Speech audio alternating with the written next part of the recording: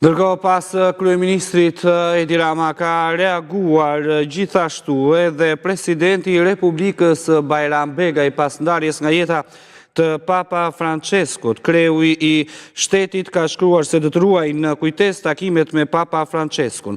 Do të ruaj thellë në kujtesën time takimet tona. I bashkojmë lutjeve të gjithë besimtarëve shqiptar që shpirti i tij të prehet në paqe, thuhet mes të tjerash në mesazhin e kreut të shtetit për ndarjen nga jeta të Papa Franceskut.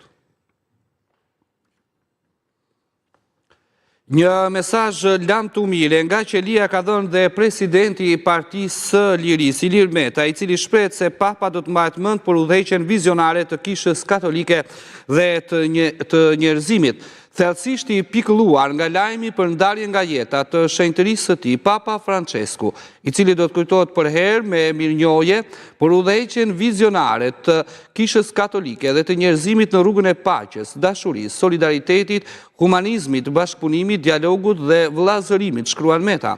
Për herë falenderues për vëmendjen e veçantë, ndihmën dhe mbështetjen e pakurrësyer që shenjtëria e tij i dha kombit shqiptar në momentet e vështira, si dhe në kapërcimin e sfidave, ka shkruar ndër të tjera presidenti i Partisë së Lirisë, Ilir Meta, në reagimin e tij.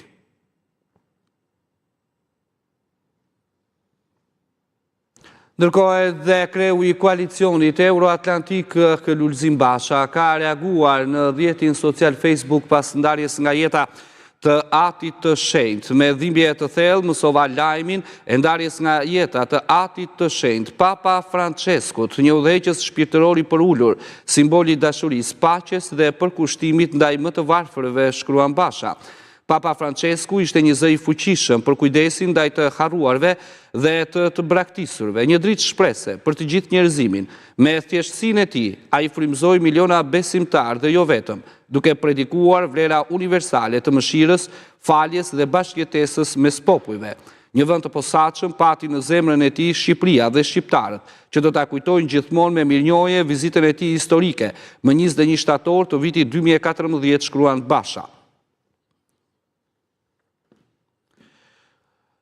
Ndërkohë që kanë reaguar gjithashtu dhe krerët e shtetit në Kosovë, që nga kryeministri Albin Kurti e drejt tek presidentja Vjosa Osmani. Presidentja e Kosovës shkrua në rrjetin social Facebook: do të vi në Kosovë, ishte premtimi i Papa Franceskut gjatë audiencës që kisha me të në Selinë e Shenjtë, duke treguar sa shumë dashuri kishte për vendet më të vogla, sidomos për popullin e përvojtur të Kosovës, shkruan Osmani.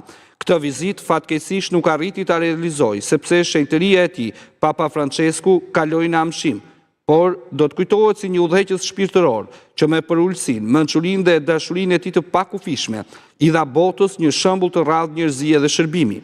Papa Francesku do të kujtohet gjithashtu si Papa i paqes, i të varfërve dhe i dialogut ndërfetar, një figurë që i dha forcë fjalës së dëmshurisë dhe jetoi misionin e tij me guxim dhe përkushtim. Populli i Kosovës, shkruan presidentja Osmani, do të jetë gjithmonë mirënjohës për fjalët e ngrohta dhe kujdesin e vazhdueshëm që Papa Francesku tregoi ndaj nesh. Ai ishte një zë që i dha rëndësi vuajtjes së të pafajshmëve dhe shpresës për një të ardhme të ndritur.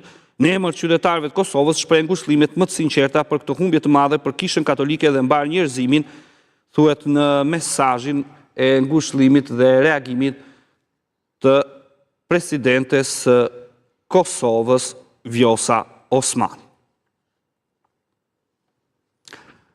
Edhe krerët të komuniteteve fetare në vendin ton kanë reaguar për ndarjen nga jeta të Papa Franceskut. Kryegjyshi botror Babamondi në reagimin e tij shprehet se bota humbi sot liderin e madh botror të kohës, plamurtarin e paqes dhe dashurisë. Papa deshi shumë kombin ton, kombin martir të Zotit, thuhet në reagimin e kryegjyshit botror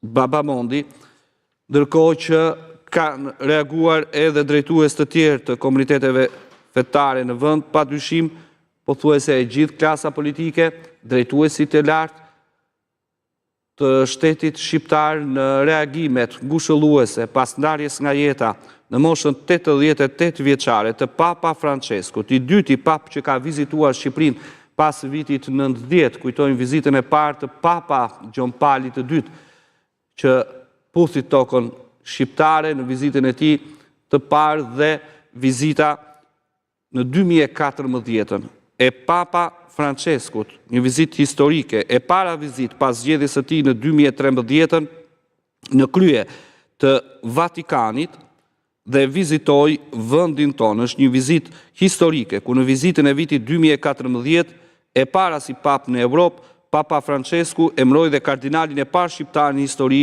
Ernest Troshani.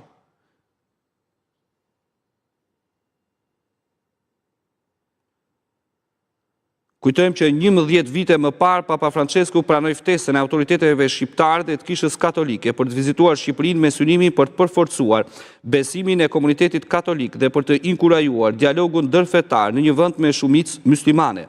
Nën Tereza është bie madhe këtyre trojeve, u shpreh ai. Paqe në shtëpitë tuaja.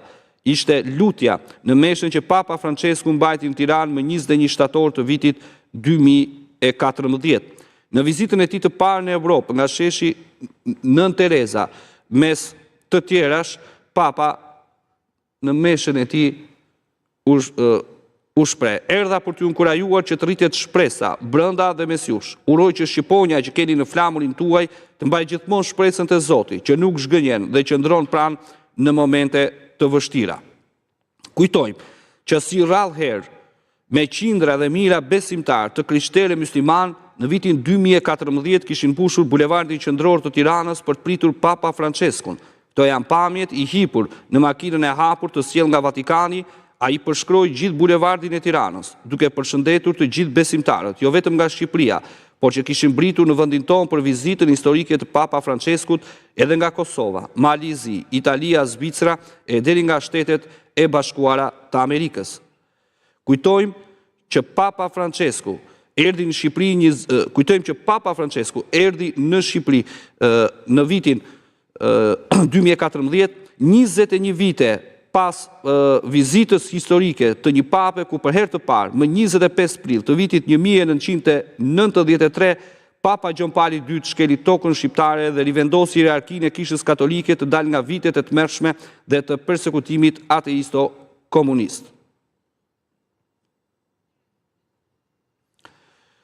Reagimet janë të shumta nga drejtuesit kryesor në politikë në vendin tonë, por edhe drejtues të shtetit. Ndërkohë ka reaguar për ndarjen nga jeta të Papa Franceskut edhe kryebashkiaku i Tiranës Erion Veliaj. Pak minuta më parë, kryebashkiaku i Tiranës shkruan: "Lam të mirë ati i shenjtë Papa Francesku, një udhëheqës shpirtëror i jashtëzakonshëm, që mbushi me dritë zemrat e njerëzve, simboli për ulësisë, dashurisë dhe paqes.